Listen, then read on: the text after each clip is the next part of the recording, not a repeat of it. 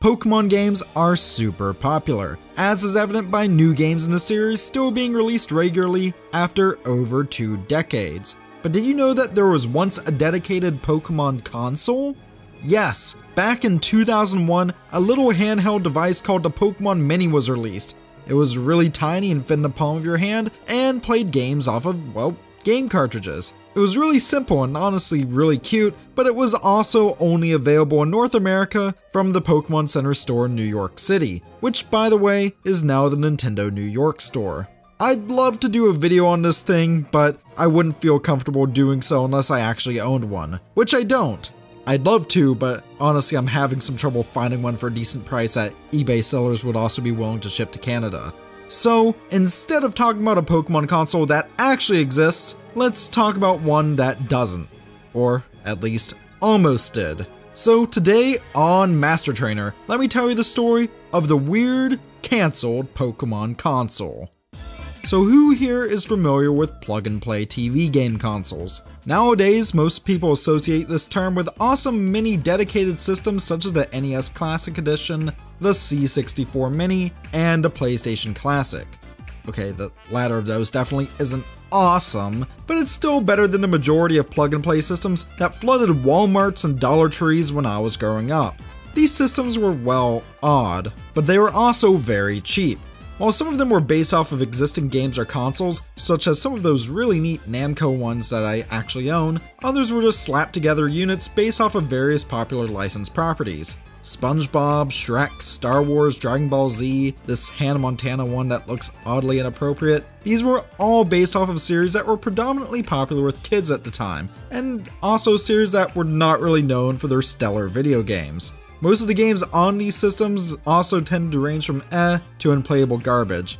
Also, they were all very clearly based off of aging 16-bit hardware. Seriously, these all looked like the type of licensed trash you'd find on Super Nintendo back in the 90s. I should also mention, most of these systems were made by one company, Jakks Pacific.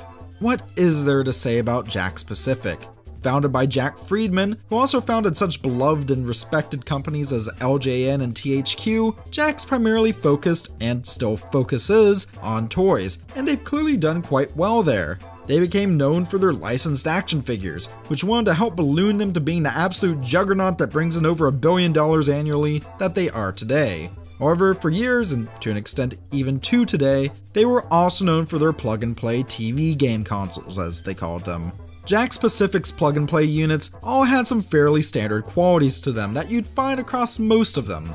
They were usually a self-contained joystick with a maximum of 2 or 3 buttons. The cases on these things were usually based off of something from whatever licensed properties the games within were based off of, leading to some consoles being easier to hold than others, and also some just having some really weird designs like the SpongeBob one where the joystick was SpongeBob's nose. Most importantly though, these things were cheap. They weren't built the best, and usually the only available TV output was a questionable composite out with mono sound, but to many people out there trying to buy video games for their kids, that didn't matter because of how dang affordable these things were. Let's do a quick price comparison. For this example, let's say that it's 2004, and you want to play some old school Namco arcade titles like Pac-Man or Pole Position. On one hand, you could get the Namco Museum Collection for the PlayStation 2 for around $25. On the other hand though, you can get one of Jakks Pacific's Namco plug-and-play systems for only $20. Not only do you save $5 USD, but assuming that you don't own a PlayStation 2, you don't need to buy a console either, since everything is in this self-contained little unit. These plug-and-play units did incredibly well for Jakks Pacific, and at some point the Pokemon Company took notice. Sometime in 2006, the Pokemon Company approached Jakks Pacific about creating a Pokemon-themed plug-and-play unit, one which would be aimed at young children. Jakks accepted the offer, and development of the games within was sourced out to developer HotGen Games, while the physical hardware itself would be made internally by Jakks. To some, it may seem odd to see a Pokemon game get outsourced like this, let alone an entire Pokemon console. After all, even the Pokemon Mini was made with involvement from Nintendo. But there was also some precedent here. For example, some educational Pokemon titles had previously appeared in the Sega Pico line of consoles, which also means that, yes, there are technically Pokemon games out there that were officially made for Sega consoles. Weird. So what happened to the Jack-specific Pokemon plug-and-play console? Well, I'm not entirely sure.